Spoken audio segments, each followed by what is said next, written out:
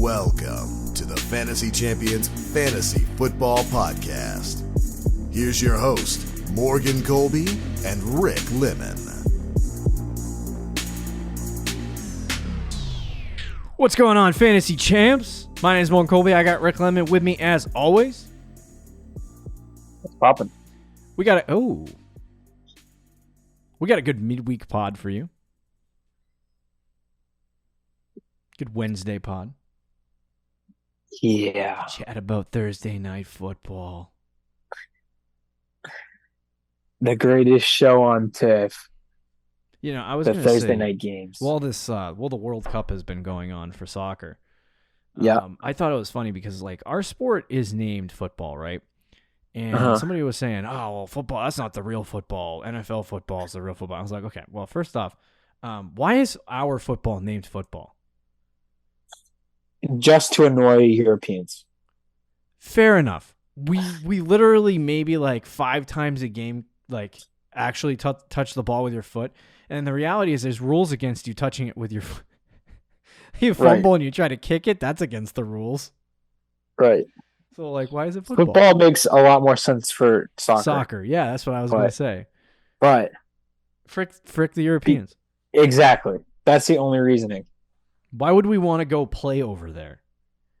I will say the Bucks game in Germany, those fans were freaking electric. Yeah, that was was awesome. pretty, I wish I was at that game. I wouldn't be able to speak to any of them because I doubt they speak English. Well, they wouldn't even serve water though. It would just be or soda. It would just all be beer. The opposite of what's happening in the World Cup in Qatar, where they don't serve beer at all. True. Well, that's probably for the best. Yeah, that is probably for the best. Anyway. So we're going to, on this episode, talk about the Thursday night football matchup between the 49ers and the Seahawks. Just to confirm that is correct, right, Rick? Yes, sir. 49ers Seahawks. Okay. All right. See, I didn't frick it up this time. I fricked it up one week, and since then I've been like, I really need to be on this. Been paranoid. But we'll go through each team, talk about the matchup for that team, what players you can start, what players you can sit, and do a little bit of a matchup preview for that. Before we do that, check out our website, fantasychampions.com. Follow us on Twitter, Instagram, Facebook, TikTok. If you're listening on Apple Podcasts, Spotify, Stitcher, or any other podcasting platforms, please leave a review and share this podcast with your friends. If you're watching on YouTube, subscribe, click the bell for notifications, like, and comment down below any questions you may have for us. All right. Without further ado, what say you, or what say we, talk about this matchup? I feel like there's a lot of really good fantasy situations for this matchup as juxtaposed to last week, which I would say is probably one of the best not fantasy football games, one of the best just games in general, Thursday night football games of the season. Lots of back and forth. Good game. Are you talking about this past week's? Yeah. Big comeback. I mean, I guess. I think the end was great. I don't know about the rest of the game. Also, very interesting situation here for the 49ers, who are now 9-4. They play the Seattle Seahawks, who are 7-6, and kind of falling apart a little bit here at the end of the season. Not kind of. Completely falling apart. But if the Seahawks, they need this win to get back on track. If they get back on track, though, they're right back in the division hunt. And they would have a shot. Did they play the 49ers again on the season? I don't even know what their schedule looks like. They do not. Okay. Did they win the first matchup? They did not. Okay. All right. So what? I don't even know what the playoff. This is it then. If the 49ers win this, they win the division. Yeah, and so that would make it. The Giants are still in it because the Seahawks can't pull their big boy pants up. The entire NFC Seahawks West, have the Chiefs after this too. So that's crazy. Yikes. The entire NFC East. At this point is making the playoffs over there in the NFC. Yeah, there's no way that lasts, is there? No, probably not. I mean, Giants might not make the playoffs after all. I really want Detroit. Like, I think the Giants or Washington, one of them is going to start losing. And I really want the Lions to really sneak in there, but it's going to take a little bit of extra help. So, anyway, let's chat about this Thursday night football game, starting with the San Francisco 49ers. They got starting quarterback Brock Purdy going up against a pretty purdy matchup this week. Mhm. Seattle. He had 21 last week, or what was his numbers? Not in the 5-point touchdown league. I Was it think 18? it was 19. 19, 18, 19. Do you want to stream him this Oh, it was week? 21. Okay, I'll take it. Do you want to stream him this week? I think it's an okay stream. I'm still a little nervous because we just haven't seen enough from him. But the Seahawks defense is really, really bad. 49ers have ridiculous talent around him. I don't think Debo is going to play in this game, though. He got injured this week, and I think he had a high ankle sprain. So he's probably going to miss the rest of the regular season. So that does take away one of their better wide receivers. But you still got Brandon Ayuk. You still got George Kittle. You still got Christian McCaffrey. So there's still some very good talent there on that 49ers team where you can spread the ball around. But I don't know. It's tough because I don't know, man. I haven't seen enough in the Debo injury. But I think I would stream him. I would tell you, though, he's not going to be like in my top 12. So if you have a top 12 quarterback, you're in the playoffs, you're not starting him, right? But he might be in that like 16 to 13 range, 17 to 13 range for my quarterbacks this week. So, but we'll have to see. Yeah, I don't think it's bad. Like if you desperately need to play a quarterback, I do think there's other options out there. Yeah. So like, I'm not desperate to run him out there, but if he does have another good week where he puts up 20, like for me, what I'm looking for is a good matchup and a player that can put up 20 points. And if I know that player is going to put up 20 points, I want him in my starting lineup. I don't for quarterbacks, I'm not really like affected necessarily by rankings. I just want to know the guy's going to get me 20 points. Of course, I would love a 30-point performance, but when you're talking about streaming quarterbacks, like what do you really anticipate that happening? Like you just get lucky. I will say Thursday night football games are the bane of my existence. So if there was another quarterback that I saw equal to Brock Purdy, I was gonna say, like I would take the equation. I added that to the equation, and so I would take those equal quarterbacks over him. I would take guys like that we talked about on the waiver wire show, guys like Mac Jones. Who's the other guy? Tannehill. Ryan Tannehill.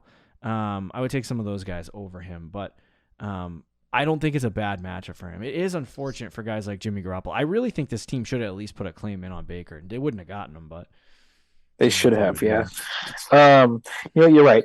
I don't think I want to start Brock Purdy anymore. Yep. Christian McCaffrey is the man's over there in San Francisco. Obviously, you're starting him in this matchup. What are your expectations for McCaffrey against Seattle on Thursday night? I think that he's going to be an RB1 again. I mean, Elijah Mitchell is out. I think for the rest of the regular season, he's really the main back there. I do think Jordan Manson had some carries this past week. So it's not like a pure workhorse role. Yeah. But he's getting a majority of the work. He's getting the touchdowns. It's a great matchup against Seattle. He's your RB1. You've probably rode him to this point. You got to play him and start him. Yeah, I agree. Obviously, you're starting him, and I think against Seattle, it's a really good matchup, not a decent match, really good matchup for him. So I think he could have a his good day. Playoff schedule is juicy. Dynamite. Wish I had him over. I had one trade this year that I made that I wish I didn't make.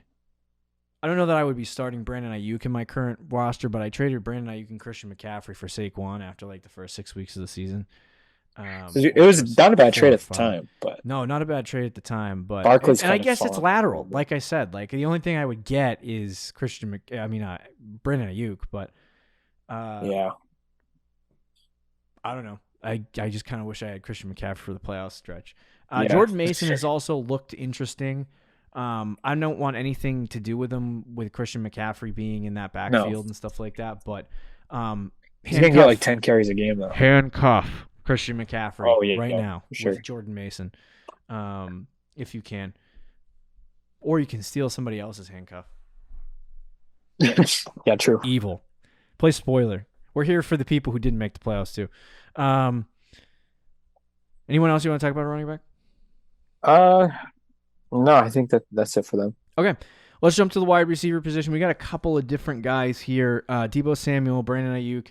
Both have been really good this season. Deebo Samuel kind of like he was drafted like what as a 6th or 7th wide receiver off the board. Yeah. I believe he's wide receiver 18 on the season. Yeah. To be fair, he did miss some time. But hold on a second. I want to confirm that. Deebo is wide receiver 21 in 12 games, but his points per game is right around that same range. So it's not like those fantasy points kicked him. He did get injured in the second quarter this week with the high ankle sprain. He got carted off the field. People thought he broke his leg and was done. Mm-hmm. But it was good news that it's only a high ankle sprain, which considering what it could have been, it is good news. Which if that is a high ankle sprain, he's not going to play probably the rest of the regular season. Mm-hmm. That's like a 6-week injury. Yeah, so he's done. So that would put him to like the he'd probably play the wild card week would be. Interesting about Deebo, because if he's really done for the rest of the season, this would be the last game he plays. And to Rick's point, his averages are basically he's wide receiver 21 on average, 13.7. He was an extremely huge disappointment this year, and sure, there was massive touchdown regression, and I kind of that made me nervous. Yeah, I wish I was more on that train. Yeah, because you were all about the wide back, and I'm like, the wide back's not good. That's not a good situation. Like, right. It's okay. I love the carries. But the reason why I thought he was going to decrease and the reason why he wasn't good this year are not correlated, because I thought it was going to be Trey Lance in the red area that was going to get those opportunities. Obviously, Trey Lance ended that 2 weeks into the season, so Deebo just wasn't there this year, and I think they got McCaffrey midway point, in the season, and they got a real running back, and they still have been using Deebo to some. I think what it is too is they just it seems like they're kind of preserving him a little bit, like they're not using him as much as they used him last year, and then also the touchdowns. Obviously, he only has 2 all season. Yeah. Three touchdowns, something like that. Yeah. So that's a big reason for it too. But it's definitely a big disappointment. I wish I was lower on him than I was. Obviously, I liked Deebo, but yes, he's still a really good player, and he's made some even this year. He took a screen where he broke off like eight tackles and then went for the end zone. He's just not getting like as much work overall. Yeah. It's kind of like the Kittle thing. If he's not playing though, Ayuk, baby. I know. Huge. Yeah, he's a wide receiver 1. The only problem is, what Brock Purdy had like 20 pass attempts last week, so it's like, what can you really do with that? But Ayuk for sure. He's probably rest of the season. Would you say he's a top 15 wide receiver, maybe even higher, top 12? Yeah, definitely. I'd probably have him around 15. Okay, yeah. So, but I'm definitely starting him on Thursday night against Seattle. I'm not interested in Ray McLeod or Juwan Jennings in this matchup really at all. Even without Deebo Samuel in the game, I know people will question that and be like, "Oh, maybe we should." These guys would be good start. Like if Brock Purdy really is only throwing it 20-25 times a game, not a lot of opportunity that's going to go out between Brandon Ayuk and George Kittle. So I think for the most part, it's just Ayuk in the wide receiver court, and I would feel confident playing him against Seattle this week. Yeah, I think Juwan Jennings in deep leagues you could consider, but overall I would agree. Okay. And then the final guy for the 49ers is George Kittle. Yep, another disappointment. Another disappointment, but he had 6 points this week. He missed a couple of games this year. He missed the first 2 weeks this season. So he has been disappointing at the tight end position, but the big thing about tight ends is that if you don't have a guy like George Kittle, who I would say is a top 6 or 7 tight end in fantasy football in the season, or in your league, then you don't have a George Kittle. You don't have a guy that you can start on a week-to-week basis, and even if he gets you 6 points and you're disappointed, at least you got 6 points, right? It's still more than the guy who streamed the tight end and got 1. You know what I mean? So Right. I'm starting George Kittle in this game against Seattle, but I just don't know what the expectations are. I don't know if, like, is he going to put up 5-6 points, or is he going to give you 11, 12, I actually 13? think with Debo out now, rest of the season, we could see more from Kittle. Okay. I think he's a good play this week. Yeah. But yeah, he's the same as Debo. It's like he's a really good, real life NFL player. Yeah. And he's one of the reasons why the 49ers are so good, because he's the closest thing we have in the NFL to Gronk, where he's dominant in the passing game, and he's also might be the best run blocking tight end in the league. Like, he's just a dominant NFL player. But because there's so many weapons in that offense, and they don't throw the ball like 40, 50 times, like Brady and the Bucks, you look at Tom Brady's numbers this year, he's throwing the ball like 40 to 50 times every single week. How many times have the 49ers thrown the ball 40 times even? Like, Right. it doesn't really happen with that offense. So there's only so many bodies to go around, only so many fantasy points in the passing game to go around. But again, with Debo out, I think that helps George Kittle. So I think he has a good week this week. But yeah, he's just up and down, man. Up and down. Yep. All right. Without further ado, let's move on to the Seattle Seahawks. I was gonna say the wide receiver position. I don't know why my brain said that. Anyway, we're talking about the Seahawks. Geno Smith, starting quarterback in San Francisco. He has been great on the season. He has been doing amazing work at the quarterback position on the season so far. I believe he is the QB8. QB6, dude. Golly, Yeah, dude, QB6. insane. So the question is he a QB6 that you're thinking like, all right, this is it. Got to start him on a week-to-week basis. I had him earlier in the season. He's been a top 6 quarterback in fantasy football, getting 20 points a week, facing a tough matchup against San Francisco in the first round of the postseason. Is he now in, like, for me, if this was Justin Fields, I'd start him. For Geno, are you at that point where you're like, all right, I'm just going to start him? Maybe it's because I don't have Geno anywhere, nor do I plan on getting him. But I would say no way. Also, let's look back at week 2. He played San Francisco. Do you know how many fantasy points he had in that game?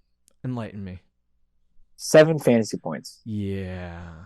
0 touchdowns, 1 interception, 2 yards, 200 yards passing. I mean, not the worst game ever, but not a good game either. Yep.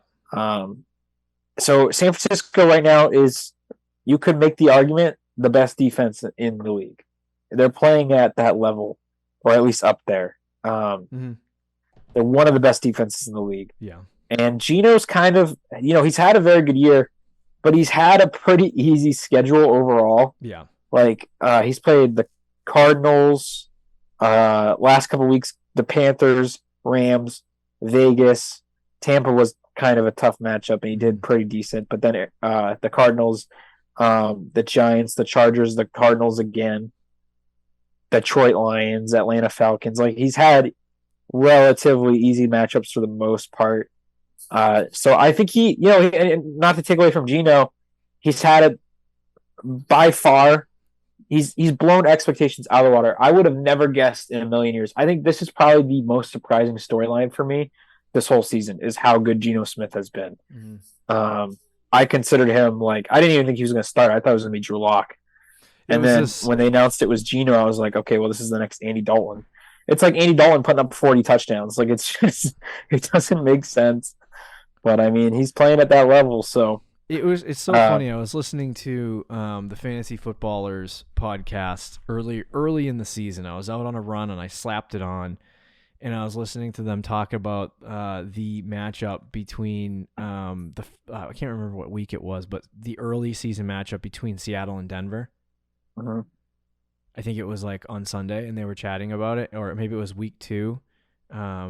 And they said the Seattle-Denver game was that was, I think, opening Monday night, actually. Oh, okay. So they were chatting about that game for Monday night, and they were talking about one of them said that the Seattle Seahawks have a chance to win that football game against Denver. And the whole studio laughed at the dude and was like, are you kidding me? The Denver Broncos are going to kill the Seahawks. That's how I felt. They brought it up. I listened to him the other day, like 3 days ago, and they brought it up again and said, because that same person predicted that the Jacksonville Jaguars, or not the Jacksonville Jaguars, the Raiders would lose to the Rams, possibly. They were laughing at him then too. He got that right. But they brought up the old point, and I'm like, I was just thinking back to that. I'm like, man, we really thought Seattle was going to be trash. Oh yeah, I thought they were going to be like a bottom. Now, do you remember me saying, I don't know if they're going to be trash. They have talent. You said they had talent, which was true. They do have offensive talent. I think the biggest thing for their offense is not only Geno, but I thought their O-line was trash. Their offensive line has actually been really good, decent this year. But it's just weird to think like your preseason expectations, thinking Denver was going to be like a 12, 13 win football team, even an 11 win football team at least. And the Seattle Seahawks tanking for C.J. Stroud or Bryce Young or one of the quarterbacks in the class. Here we are. Seahawks are above 500, right? And Geno Smith right now has freaking 25 touchdowns. Unreal. It's wild. Anyway, so I would be inclined to agree with Rick that Geno Smith would be a sit this week. Let's say you're a playoff team, which I am in all the leagues. But you had Geno Smith all year. Got you to the playoffs. Okay. Are you starting him this week? No. So you're streaming. Yeah. Well, I don't know. I just like if somebody out there has a better matchup and I trust in him a little bit more, then yeah. But Geno kind of reminds me of like Derek Carr. Yeah. Right? Where it's like against tough matchups, there's a chance that he could just drop a chicken egg and freaking get 7 points. Like, so that's where I'm nervous. Like, I don't want to go into my fantasy playoff matchup and have my quarterback crap the bed because that's almost a surefire way to lose. You know what I mean? That's your highest scoring position in most instances. If your quarterback doesn't perform to the level he's supposed to, then you need another, position to kind of pick up the slack. So, like it's a risky situation. I think it's on a per team basis where it's like if you have a waiver wire and Mac Jones is your only option, I would go with Geno and just bite the bullet. But if there's other options out there that are better, or you have a second guy on your bench that's better or has an easier matchup this week and maybe not better fantasy points wise on the season, but is just a streamable, asset, then I would start them. But Geno's tough to play this week against San Francisco, especially on Thursday night. Now, I did say this before. It's a big game for Seattle. Like, their playoff hopes are on the line. They lose this game. Detroit might overtake them if they beat the Jets next week. So, like, they have to win this game in order to have a chance to play. Now, I've actually been thinking about this from the whole perspective of the Seattle Seahawks overall, right? If Geno and this football team crash at the end of the season and lose out, and they're 7-10, or what's their record? 7-6? Yep. They lose out and they go 7-10. Like, is this a success for them where they're happy with Geno Smith as their quarterback and happy with the team playing the way that they did? Because it's basically what Russell Wilson did. I don't know. I mean, like, let's see how it looks. So, like, if their offense is still putting up points and they lose out, I don't think they're going to be mad at. Like, did they just look at their defense and be like, that's why? I think. But to collapse that bad is tough. But I don't know, man. So I do think that this could be a game where one of two things happened. A, it's a divisional matchup. Seattle plays up to the competition. It's a close game, and Geno plays well and has a good game. The other option is they're playing from behind, and Geno has to throw a lot to keep them in the game, and that inflates his stats. So, like, those are the two scenarios where I think Geno could have success, but it's such a hard matchup. And you know what the other thing with you know why San Francisco does so well against quarterbacks is because they do a really great job at controlling the pace of the game. They run well. They have Christian McCaffrey. They have Jordan Mason. They have a receiving core that can make a lot happen after the catch. Like, Purdy has success because Purdy doesn't need to throw the ball all over the field to win. So they're going to control the game. They're going to control the clock. There's probably not going to be a whole ton of offensive possessions. If that's the case and Geno's not taking advantage of those offensive possessions that he does have, then that's going to be the reason why he doesn't perform in this game. So it could go either way. I I'm glad I don't have Geno Smith. I'm glad I don't have to make this decision because it's one of those where he's walking that fine line where he's a top 6 quarterback and you probably should start him, but you probably shouldn't because he's going up against San Fran on Thursday night. Right. Yeah, I don't think I would. We talked about the Lions, I think, on our other show. Yeah. Of their situation with Jared Goff, and how he's the franchise quarterback and all those things, but they might have a top 3 pick, and then what do you do? In that scenario, the Seahawks are in the exact same spot. They have Denver's pick, which right now I think is 3rd overall. Okay. Do you draft a quarterback? Yes. I agree with you. I wouldn't 100%. Even flinch. I wouldn't even flinch. I mean, Geno's but there are 32. Seahawks. There are Seahawks people and Geno people who say no, and he's the franchise. Well, I mean, you can believe he's the guy for the next couple years, and also understand that you have to go for the future. Yeah. Well, even especially if you don't walk into top picks in the NFL draft very often. Right. So it's like you take your shot now at quarterback in the draft, and then let him sit behind Geno and develop. That's the approach that I would take if I was a GM. If you're, Agreed. I don't you know what astounds me about the NFL? I feel like being a GM in the NFL is an extremely hard job, but there are some things that you do that are just they're easy things to discuss. It's you sit down and you go, okay, Geno Smith, great year. He's 32 years old. Is he the future of this franchise? How many years do you expect to get out of him? What if he plays till 37? That's 5 more years. Mm-hmm. If we draft a quarterback now and Geno blows next year, we go to that new quarterback. We draft a quarterback right now and Geno has success over the next couple years. We cut and run and start the new guy. Right. I don't. I think they have Denver's pick first round next year. Do they? Or I don't remember. I'm not 100% sure, but they have assets. They can afford to use their top pick on a quarterback and still build their roster in other spots, build their defense in other spots. Oh my God, dude! Do you want to hear how many running backs / fullbacks this football team has? I really don't, to be totally honest with you, but go ahead. 11. Oh my gosh. 3 practice squatters, a fullback, 2 guys on IR, and 5 active running backs.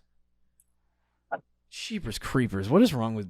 He's got a freaking... what's his name? Fetish. Pete Carroll? Pete Carroll's got a fetish with the running back position. I got it. Yeah, I got to say. All right, so let's move to running back, talk a little bit about some of that stuff. DJ Dallas and Travis Homer would be the replacements for Kenneth Walker. Homer missed last week, I believe, and Dallas kind of blew in this game. I think it was reversed. What, are you serious? Dallas missed the game and Homer. Okay, all right, never mind. Either way. But you had the right idea. Neither of them were good in any extent. So if Kenneth Walker is out, I don't want Homer, I don't want Dallas, I don't want nothing to do with the backfield, especially against San Francisco. 100%. See you later, bye, done. Kenneth Walker has to be, with the way he's played this season and the way things have worked out for him, he has to be a play this week if he's active. It's going to be a tough decision against San Francisco, but to me, you just have to go with the talented player and hope that he has success. So if Kenneth Walker is active and available in this game, you run with him. You hope he has a good game. I would temper expectations for a massive performance. Yeah, I would expect 12 points would be, I would be rejoicing against San Francisco with 12 points. Tough matchup, but Kenneth Walker's a go for me if he's in. But just keep your eye on practice reports and different stuff going on in the game and make sure that he's good. So, yeah, I would assume that they might try to give him the go this week. It's a huge game. Mm-hmm. I think he was a game time decision this past week. Yeah. And he was inactive. So I feel like he's close to playing. And if he's close to playing in a game that's the magnitude of this one for the Seahawks, then he'll go. I could see Walker being active. And if he's active, you probably do have to play him, but I would be very nervous. All right. Nervous. Let's go to the wide receiver position. Metcalf and Lockett have been real good. I want to preface this by saying I don't know if you have any thoughts on Marquise Goodwin. Goodwin had a good week this past week, but I want nothing to do with him. Don't start him. Don't pick him up. Don't do anything with Marquise Goodwin. That's like investing in like a 60-year-old broken down Corvette. All set. Right. That you found on the side of the road, rusty. That's what Marquise Goodwin is. Right. Still really fast though. Can go straight really fast. Yeah. But Metcalf and Lockett, two guys have been really good on the season. They've both had boom weeks, both had bust weeks. If you told me they were both going to be wide receiver 2s this year, I would have been like, no. I would have laughed. I would have laughed too. I'm not going to lie. Actually, Ty Lockett's a wide receiver 1, dude. No, are you freaking kidding me? He's wide receiver 8 on the year. Yeah, so Lockett's wide receiver 8, DK's wide receiver 13, almost 2 wide receiver 1s, and that could still go in that direction. So those two guys have been spectacular. Based on performance and based on play, San Francisco's a tough matchup, but I'm starting both of these guys, this week on Thursday night. Like, I feel like you kind of have to if you have them. Yeah, absolutely. At this point, they're both starts no matter what. Dude, I was so out on Lockett, and like I remember in the beginning of the year when he was doing well, I was like, this can't continue unless Geno Smith just dominates all year. Well, Geno Smith has dominated all year, so there goes Tyler Lockett as a wide receiver 1. Congrats if you drafted him. Yep. Dude, my worst takes. Everything Seahawks. It's the Seahawks Broncos pretty much. That trade just like threw me for a loop from my bad takes this year. Yeah, I mean, I'm with you. I was very down on Seahawks, very up on Broncos. So I also would like to. You don't want to start Noah Fant, right? Nothing to do with Noah Fant and the tight ends. All right, so I was going to say this before we end the show. The funny thing about the Seattle Seahawks and Denver Broncos trade is that I remember in the offseason, like the Dolphins got Tyreek Hill and Denver obviously got Russell Wilson, and just it looked like the entire Chargers got J.C. Jackson and Khalil Mack, and like everyone was stacking up Devontae Adams to the Raiders. And I remember there just being like, specifically as a Patriots fan, because we don't do anything around here but sit on our hands and not collect talent. But like everyone was panicking about the AFC. Like anyone who wasn't one of those teams that made a big acquisition was panicking. Oh my God, what's going to happen? And this, I said this on yesterday's show, I think this is some of the worst football that we've seen. Somebody said that the worst football they've seen in a long time. And it's just funny because it's like everyone is still in it. Like I don't think you look at the AFC with all of those teams that got better, it's still the same situation. Bills, Chiefs, with everyone else. Like, do we think maybe Bengals? Do you throw the Bengals in there? Oh yeah. The Bengals should be in there. But like Bengals, Baltimore is pretty good. But like when you look at these teams, like if you're a team like the Patriots or the Jets or the Raiders, right, and you're going up against the Ravens or the Bengals. Like, is it like a for sure win for the Bengals and the Ravens? No. Probably not, no. So it's like, it's just everyone's the same.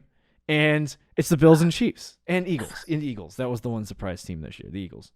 But it's just funny how things work out where everyone panics about everyone acquiring talent and then it doesn't end up mattering in the long run anyway. Yeah. The Chargers barely the 7th seed. Because historically, though, like the Rams get Matt Stafford, they win the Super Bowl. It put them over the edge. Yeah. The Broncos, the Buccaneers got Tom Brady. It changed their whole franchise for the next 2 or 3 years for the short term, right? I still would be like, I still look at those examples and be like, okay, these players can alter franchises and stuff. But I will admit, Russell Wilson single-handedly is going to make me nervous about every like if Aaron Rodgers gets traded this offseason. Oh, that's the new standard bearer. I'm going to be scared. To be fair, I think Rodgers right now is significantly better than what Russell Wilson was with Seattle last year at the end. Is he? Yes, I do think that. Statistically, I don't think he is. Yeah, no, I disagree. I think Rodgers. I mean, I don't think you're wrong. You also have to think about the quarterback too. Right. Like Aaron Rodgers doesn't have a chance in the playoffs, so he's not thinking about that. Like if he leaves, he has no chance, so he doesn't care anymore. Like that's Aaron Rodgers. Yeah, like imagine Rodgers because he's playing with Christian Watson, who has emerged and been decent, but then it's like Randall Cobb, Allen Lazard. Like imagine him with, I don't know, real offensive talent. Like he probably would have more to think, but he would still make me nervous. My point is, everything was going to make me nervous. You have a new standard. I did Tyreek Hill. That did change the Dolphins. Yeah, a little bit. I think it changed their. I mean, I know they. How many? We got to end the show, but I have a question for you with the Dolphins. If they did not acquire Tyreek Hill, say they win 11 games this year, right? If they did not require Tyreek Hill, how many less wins would they have had? Dude, honestly, I would probably not say a ton, but maybe like 2. Yeah, I'd probably say like 2, which that might be the difference between playoffs and not playoffs. Yeah, fair enough. All right, there you go. Thursday night preview. Who are you picking in this game? 49ers? Yeah. 49ers. Yeah, 49ers. I got 49ers. All right, enjoy your Thursday night football. Hopefully you start your fantasy week off right, your playoff week off right. We got starts and sits tomorrow. We'll give you advice for that. Other than that, enjoy Thursday night football. See you later, guys. Peace out. Thank you for listening to the Fantasy Champions Podcast. Make sure you subscribe on iTunes and YouTube and follow us on Twitter @TheFFChamps.